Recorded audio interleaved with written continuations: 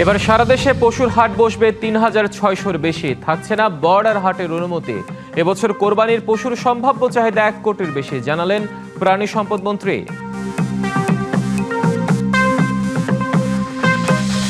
বন্ধ কারখানা চালুর উদ্যোগে প্রাধান্য পাচ্ছে বেসরকারি খাত। আইনি জটিলতায় বাস্তবায়নে চ্যালেঞ্জ দেখছেন ব্যবসায়ীরা। সুযোগ সন্ধানীদের বিষয়ে সতর্ক থাকার পরামর্শ।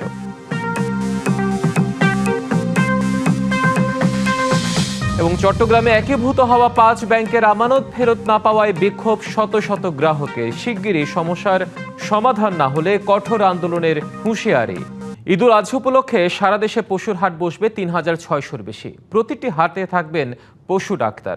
এবছর সীমান্ত এলাকায় কোনো হাটের অনুমতি দেয়া হবে না, তাই খামারিরা ক্ষতিগ্রস্ত হবেন না, জানালেন মৎস্য ও প্রাণী সম্পদ মন্ত্রী আমিনুর রশিদ। জানান, এবার পশুর চাহিদা ১ কোটির বেশি, যা দেশের খামারগুলোই সরবরাহ করবে। ঈদুল আজহাকে ঘিরে বিশ্বের সবচেয়ে বড় অর্থনীতির দেশ হয় বাংলাদেশ।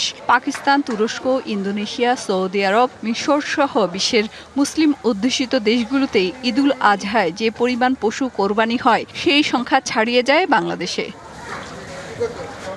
প্রতি বছরই বাংলাদেশে বাড়ছে পশু কোরবানির সংখ্যা। গত বছর ৯১ লাখের বেশি পশু কোরবানি হয়েছে। এজন্য বছর জুড়ে দেশের বাণিজ্যিক খামারগুলোতে পশু প্রস্তুত করা হয়। রবিবার সচিবালয়ে মৎস্য ও প্রাণী সম্পদ মন্ত্রী জানিয়েছেন, এবার পশুর চাহিদা ১ কোটির বেশি, যা দেশের খামার থেকেই পাওয়া যাবে। আমরা এমন পন্থা অবলম্বন করব যাতে করে অন্য দেশ থেকে গরু এসে আমাদের কৃষকের ক্ষতিগ্রস্ত না করতে পারে। এই জন্য সারা দেশে পশুর হাট বসবে ৩,৫০০-এর বেশি। এর মধ্যে রাজধানীতে হাট বসবে ২৭টি। গরু, ছাগল, মহিষ, ভেড়া এই সর্বসাকুল্যে আমরা ৩,৬০০ প্লাস গরু ছাগলের হাট এখানে বসবে। বিশেষ করে একটা সিদ্ধান্ত আপনারা জেনে খুশি হবেন, বর্ডার সাইডে অনেক সময় কিছু বাজার বসে, একেবারে বর্ডারে।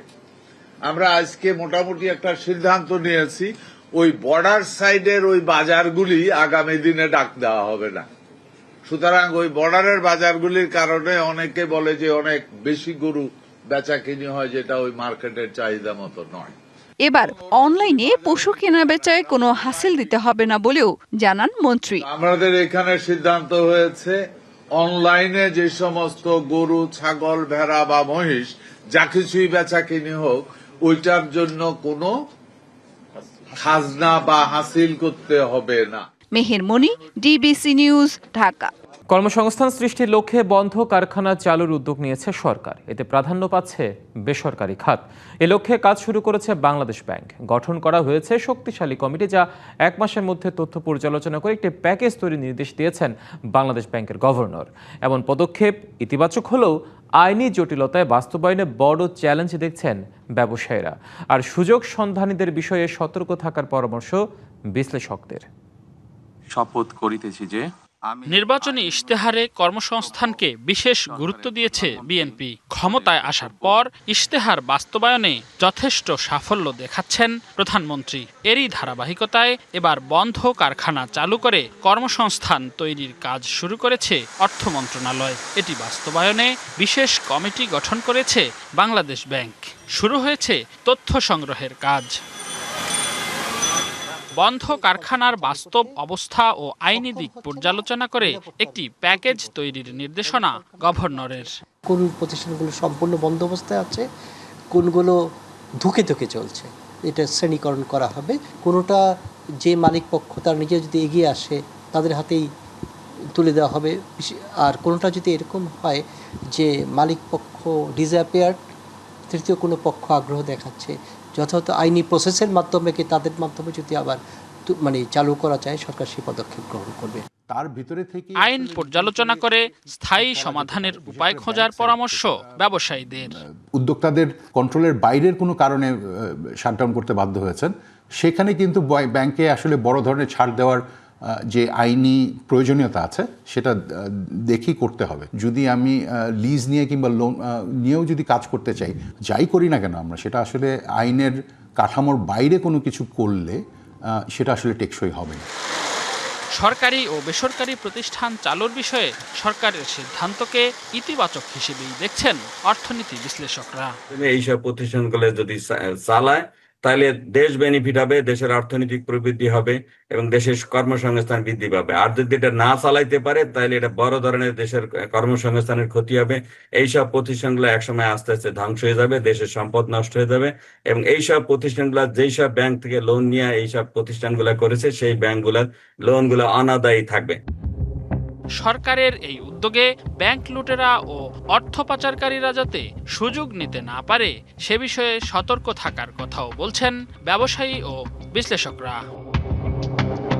রেদওয়ানুল হক, ডিবিসি নিউজ, ঢাকা। চট্টগ্রামে আমানত ফেরত এবং মুনাফা কমানোর প্রতিবাদে একীভূত হওয়া 5 ব্যাংকে তালা দিয়ে ও কর্মকর্তাদের বের করে দিয়ে বিক্ষোভ করেছেন গ্রাহকরা। শিগগিরই সমস্যার সমাধান না হলে কঠোর আন্দোলনের হুঁশিয়ারি তাদের। রবিবার সকাল থেকে চট্টগ্রামের খাতুনগঞ্জে একীভূত ফার্স্ট সিকিউরিটি ইসলামী ব্যাংক, গ্লোবাল ইসলামী ব্যাংক, ইউনিয়ন ব্যাংক, সোশ্যাল ইসলামী ব্যাংক ও এক্সিম ব্যাংকের সামনে বিক্ষোভ শুরু করেন গ্রাহকরা। তাদের দাবি, মুনাফার আশায় কোটি কোটি টাকা ব্যাংকে রাখলেও এখন আমানতই ফেরত পাচ্ছেন না তারা। ফলে পরিবার নিয়ে চরম বেকায়দায় তারা। লেনদেন স্বাভাবিক করার পাশাপাশি মুনাফা কমানোর প্রতিবাদ জানান আন্দোলনকারীরা। এক পর্যায়ে 5টি ব্যাংকের দরজায় তালা লাগিয়ে প্রতীকী কর্মসূচি পালন করেন গ্রাহকরা। পরে পুলিশের সহায়তায় ব্যাংক থেকে বের হন কর্মকর্তারা। গ্রাহকদের অভিযোগ, আর্থিক খাতে স্থিতিশীলতা ফেরানো, তারল্য সংকট কাটানো এবং খেলাপি ঋণ কমানোর জন্য 5 ব্যাংককে একীভূত করা হলেও তার সুফল পাচ্ছেন না তারা। দুইটা দাবি, শেয়ার কার্ড বাতিল, লেনদেন স্বাভাবিক। আমরা আমানতকারীরা কি দোষ করলাম? আমাদের কিসের দোষ? আমাদের কেন টাকা মূলধন থেকে টাকা কেটে নিবে? হেয়ার কার্ড এখনো আমাদের উপরে অব্যাহত আছে। আমরা এটা থেকে মুক্তি চাই, পরিত্রাণ চাই। আওয়ামী লীগের সেই আরো মারাত্মক বেশি করতেছে এই অবস্থা। ব্যাংক কর্তৃপক্ষ এবং গ্রাহকদের সাথে আমরা একটা কথা বলেছি, এই বিষয়ে আমরা ঊর্ধ্বতন কর্তৃপক্ষ অবগত করব। আমরা চাই যে গ্রাহকরাও তাদের টাকাটা ফেরত পাই। আপনারা আন্দোলন করতেছেন তো দাবি আদায়ের জন্য, এই প্রতিবাদ করতেছেন যে হেয়ার কার্ড উইথড্র করার জন্য, ক্যান্সেল করার জন্য। সেটা এই যে দেখছে, আমরা তো বলবো 150 টাকার চেয়ে কম দামের সব জুতা, স্যান্ডেলের উপর আবারও ভ্যাট অব্যাহতি চেয়েছে শিল্প মালিকরা। রবিবার রাজধানী সেগুনবাগিচায় ঢাকা রিপোর্টার্স ইউনিটির সাগররুনি মিলনায়তনে আয়োজিত সংবাদ সম্মেলনে রাবারের তৈরি হাওয়াই চপ্পল এবং প্লাস্টিক পাদুকার উপর 15% ভ্যাট প্রত্যাহারের দাবি জানায় বাংলাদেশ পাদুকা প্রস্তুতকারক সমিতি। সংগঠনের নেতারা বলেন, ভ্যাট বাড়ানোর ফলে শ্রমজীবী, দিনমজুর, কৃষক, রিকশা ভ্যান চালক এবং প্রান্তিক জনগোষ্ঠী পাদুকা ব্যবহারে অনাগ্রহী হয়ে পড়েছে। 15% ভ্যাট আরোপের ফলে উৎপাদন খরচ ব্যাপকভাবে বেড়ে গেছে। অধিকাংশ ক্ষুদ্র ও মাঝারি কারখানা বন্ধ হয়ে গেছে। এতে বেড়েছে বেকারত্ব। মূল্যবৃদ্ধির কারণে কম দামি হাওয়াই চপ্পল ও পাদুকার বিক্রি কমে গেলে তা পরিবেশের ওপরও বিরূপ প্রভাব ফেলবে বলে দাবি করা হয় সংবাদ সম্মেলনে। এর আগে এই শিল্পের সঙ্গে জড়িত কর্মীরা ডিআরইউ কার্যালয়ের সামনে ভ্যাট প্রত্যাহারের দাবিতে মানববন্ধন করেন।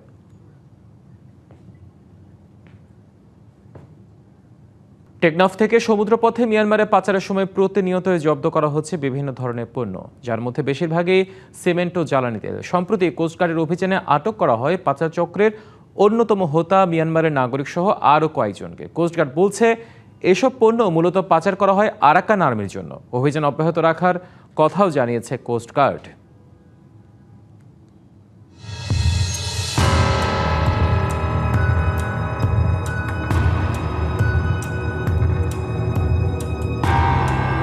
সীমান্ত শহর টেকনাফ ঘিরে গড়ে উঠেছে কয়েকটি শক্তিশালী পণ্য পাচারকারী চক্র। এসব চক্রের সদস্যদের মধ্যে বাংলাদেশের পাশাপাশি আছেন মিয়ানমারের নাগরিকও। কড়া নজরদারির মধ্যেও প্রতিনিয়ত পাচার হচ্ছে নির্মাণ সামগ্রী সহ নানা নিত্যপণ্য। মিয়ানমারের মংডু শহরের বাসিন্দা আজিমুল্লাহ এমনই একটি চক্রের সমন্বয়কারী। তার মধ্যস্থতায় চলে বাংলাদেশ থেকে মিয়ানমারের নির্মাণ সামগ্রী পাচার কার্যক্রম। জীবনে কি আনোয়ার একটা আছে, ওখানে আনোয়ার লয়েরও শহরের বড় বড় ফাটি লয়েরও কানেকশন আছে। তারা যদি অনেক টাকা পয়সার মাধ্যমে যদি গিয়েও আমরা এখন বড় মনে হলে 5 লাখ দিয়ে বুঝতে 10 লাখ লেনদেন করে। আগতে 2 মাস আনোয়ার লয়ে আমরা পরিচয় দিয়ে লেনদেন করি। গেল 27শে এপ্রিল সেন্ট মার্টিনের উত্তর পশ্চিমে গভীর সমুদ্রে বিশেষ অভিযানে 900 বস্তা সিমেন্ট সহ আজিমের পাশাপাশি আটক করা হয় আরও 13 জনকে। আমাদের কোম্পানি যেদিক বলে আমরা সেদিক দিয়ে আনি, মায়ানমার আনি। সন্দীপের দক্ষিণ ফেসের থেকে মাল নিয়ে আসি, আমাদের কার্পুর একটা বুঝাই দেয়, মাল হয় এরা ফাটিয়ে দেয়। আমরা আমি খালি লুই যাবার দায়িত্ব আছে। 2025 সালের জানুয়ারি থেকে এখন পর্যন্ত বঙ্গোপসাগরের টেকনাফের বিভিন্ন অংশ থেকে পাচার হওয়া বিপুল পণ্য সামগ্রী উদ্ধার করেছে কোস্টগার্ড। এর সিংহভাগই সিমেন্ট ও জ্বালানি তেল।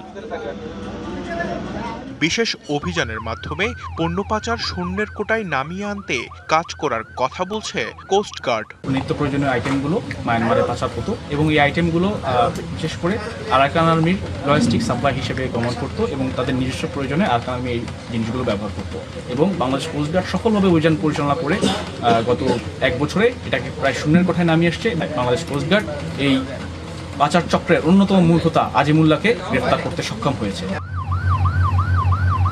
এছাড়া রোহিঙ্গাদের সাথে দেশীয় নেটওয়ার্কের সদস্যদের খুঁজে বের করতে গোয়েন্দা তৎপরতা অব্যাহত রয়েছে বলে জানিয়েছে কোস্টগার্ড। DBC news desk. এবার মুদ্রা বাজারের খবর। দেশের বাজারে অনেকটাই স্থিতিশীল বৈদেশিক মুদ্রার বাজার। ব্যাংকগুলো গ্রাহকের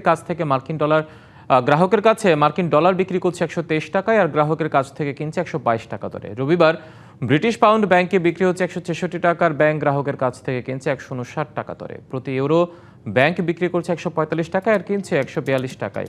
কানাডিয়ান ডলার বিক্রি হচ্ছে 90 আর ব্যাংক কিনছে 85 টাকা। অস্ট্রেলিয়ান ডলার বিক্রয় 86 টাকা আর ক্রয় 81 টাকা দরে। এছাড়াও দেশের ব্যাংকগুলোতে সৌদি রিয়াল বিক্রি হচ্ছে 32 টাকা 90 পয়সা আর ব্যাংকগুলো গ্রাহকের কাছ থেকে কিনছে 32 টাকা দরে। আজ ইউএই দিরহাম বিক্রি হচ্ছে 33 টাকা 30 পয়সা আর ব্যাংক কিনছে 32 টাকা দরে। মালয়েশিয়ান রিঙ্গিত বিক্রয় 31 টাকা 50 পয়সা আর ক্রয় দর 30 টাকা। সিঙ্গাপুরি ডলার বিক্রি 97 টাকা ও ক্রয় মূল্য 94 টাকা এবং ব্যাংক থেকে গ্রাহক ভারতীয় রুপি কিনতে পারবেন 1 টাকা 30 পয়সা দরে আর ব্যাংক বিক্রি করলে পাওয়া যাবে 1 টাকা 45 পয়সা। এবার আন্তর্জাতিক বাজারে পণ্যের দরদাম। আন্তর্জাতিক বাজারে ওঠানামা দেখা গেছে বিভিন্ন পণ্যের দামে। কমেছে স্বর্ণের দাম। প্রতি ট্রয় আউন্স স্বর্ণ আজ বিক্রি হচ্ছে $4,612.50 দরে। তবে বেড়েছে রূপার দর। প্রতি ট্রয় আউন্স রূপা বিক্রি হচ্ছে $75.16 দরে। বেড়েছে ইস্পাতের দরও। প্রতি টন ইস্পাত বিক্রি হচ্ছে $3,195 দরে। এদিকে আবারও কমতি ক্রুড অয়েলের দর। আন্তর্জাতিক বাজারে প্রতি ব্যারেল ক্রুড অয়েল বিক্রি হচ্ছে $101.94 দরে। কমতি কয়লার দর। প্রতি টন কয়লা আজ বিক্রি হচ্ছে $133.90। আন্তর্জাতিক বাজারে বাড়তি চালের দর। প্রতি 100 ওয়েট চাল আজ বিক্রি হচ্ছে $10.87 দরে। বেড়েছে গমের দাম। প্রতি বুসেল গম বিক্রি হচ্ছে $624.50 দরে আর বেড়েছে ভুট্টার দামও। প্রতি বুসেল ভুট্টা বিক্রি হচ্ছে $464.25 দরে। বেড়েছে পাম অয়েলের দর। প্রতি টন পাম অয়েল বিক্রি হচ্ছে $4,570 আর বেড়েছে এদিকে চিনির দাম। প্রতি পাউন্ড চিনি বিক্রি হচ্ছে $14.95 দরে। নিষেধাজ্ঞা কাটিয়ে চাঁদপুরের পদ্মা মেঘনায় শুরু হয়েছে ইলিশ আহরণ। তবে নদীতে জাল ফেলে মিলছে না কাঙ্ক্ষিত ইলিশ। এতে হতাশ জেলেরা। সরবরাহ কম, তাই ঘাটে ইলিশের দামও আকাশ ছোঁয়া। তাই বর্ষায় পানি বাড়লেও সরবরাহ বাড়বে এবং কমবে ইলিশের দাম এমন আশা ব্যবসায়ীদের। নিষেধাজ্ঞার 2 মাস অলস সময় কাটিয়ে বুক ভরা আশা নিয়ে চাঁদপুরের পদ্মা মেঘনা নদীতে নেমেছে প্রায় 1.5 লক্ষ জেলে। স্বপ্ন ছিল মাছ শিকার করে হাসি ফোটাবে পরিবারের মুখে, পরিশোধ করবে ঋণের কিস্তি। কিন্তু বাস্তবতা বলে ভিন্ন কথা। জালে ধরা পড়ছে না আশানুরূপ ইলিশ। ফলে ঘাটে ফিরছেন হতাশ হয়ে। রাত 3টার দিকে গেছি, মাত্র একটা মাছ পাইছি। 10-12 টাকা মাছ পাইছি। আনুমানিক 5,000 টাকা খরচ হইব। নদীতে আগের মতন মাছ নাই। তেলের দাম বেশি, কিভাবে মাছটা ধরবো বা কিভাবে চলবো কিভাবে। এদিকে 2 মাস পর মাছ শিকার শুরু হওয়ায় অনেকেই ছুটে আসছেন ঘাটে। তবে ইলিশের দাম শুনে আশাহত হতে হচ্ছে তাদের। প্রতি কেজি ইলিশ বিক্রি হচ্ছে 3 থেকে 3,500 টাকা দরে। তাই ইলিশ না কিনে অনেককেই ফিরতে হচ্ছে খালি হাতে। যে মাছটা কিনে নিয়ে গেছে হচ্ছে 2200 টাকা দিয়ে বা 2000 টাকা দিয়ে, এটা এখন টোটালি 3000 টাকার উপরে, 3500 টাকার উপরে। কেনার মতো এখনো হয় নাই, ঘুরে ঘুরে দেখতেছি। দামে যদি বনে তাহলে কিনবো। ব্যবসায়ীরা বলছেন ঘাটে আসা ইলিশ বেশিরভাগই আকারে ছোট, তার উপর সরবরাহ কম থাকায় দাম বেশি। তবে নদীতে পানি বাড়লে সরবরাহ বাড়বে বলে আশা তাদের। ছোট মাছটা বেশি, আপনার 3-4 কেজি যেই মাছটা ওইটাই 20-25 মন হয়ে যায়। 2-3 মন হয়তো সর্বোচ্চ আপনার বড় মাছ হয়, যেটা 800-900 1 কেজি সাইজের। 1 কেজি ওজনের মাছ আপনার 3400 থেকে 3500 টাকা কেজি। আর 800 গ্রাম যে মাছটা 750-800 গ্রামের, ওইটা আপনার চলতেছে 2800 থেকে 250 টাকা কেজি। এখনো মাছ বড় হয়নি, সাইজের হয়নি। এখন নদী উত্তাল হইলে, নদীতে পানি বাড়লে, বাতাস হইলে যত পানি বাড়বে অত ইলিশ মাছের আমদানি হবে, ইলিশ মাছের যত আমদানি হবে অত দাম কমে যাবে। নিষেধাজ্ঞা সফলভাবে হয়েছে, তাই ক্রমেই ইলিশের সরবরাহ বাড়বে বলে আশা মৎস্য ও প্রাণী সম্পদ মন্ত্রীর। প্রাকৃতিকভাবে যত কিছু করার প্রয়োজন কথা দিচ্ছি আপনাদেরকে তা করা হবে। আমরা চাই বাংলাদেশে 20 লক্ষ টন ইলিশ প্রতি বছর উৎপাদিত হোক। যুগের পরিক্রমায় ইলিশের প্রতি নয়, এখন ভোক্তার নজর ইলিশের দামে, আর সেই দাম নিয়ন্ত্রণে ইলিশের উৎপাদন বৃদ্ধিতে কার্যকরী উদ্যোগ নেবে সরকার, এমনটাই প্রত্যাশা নিম্ন ও মধ্য আয়ের মানুষের। DBC news desk. প্রবল ব্যাংক পিএলসি ডিবিসি বাণিজ্য সংবাদ দিয়েছিল। এখনকার মতো সঙ্গে থাকুন।